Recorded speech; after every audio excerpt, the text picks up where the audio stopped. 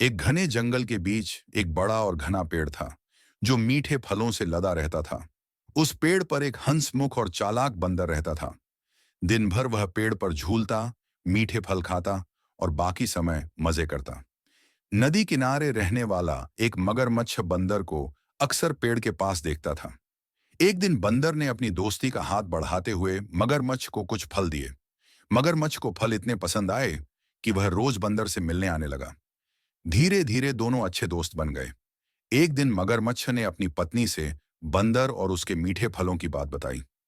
मगरमच्छ की पत्नी को यह सुनकर अजीब ख्याल आया। उसने कहा, अगर ये फल इतने मीठे हैं तो सोचो उस बंदर का दिल कितना मीठा होगा। मुझे वो दिल चाहिए।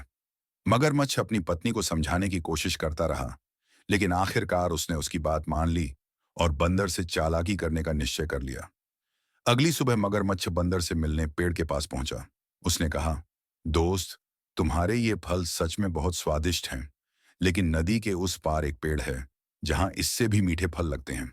मैं तुम्हें वहां लेकर चलूंगा।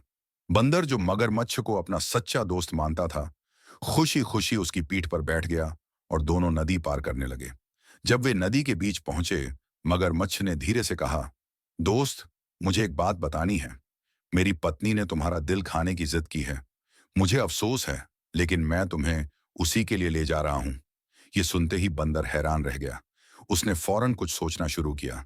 बंदर ने चालाकी से जवाब दिया, अरे दोस्त, मुझे पहले क्यों नहीं बताया? मेरा दिल तो मैं हमेशा पेड़ पर छोड़ देता हूं। अगर तुम्हें मेरा दिल चाहिए तो हमें वापस लौटना पड़ेगा। मगरमच्छ ने उसकी बात पर विश्वास कर लिया और वापस पेड़ की ओर तैरने लगा। जैसे ही किनारे पहुंचे, बंदर झट से पेड़ पर चढ़ गया। वहां से उसने मगरमच्छ से कहा, दोस्त, दोस्ती में विश्वास होना चाहिए, लेकिन तुमने मुझे धोखा दिया।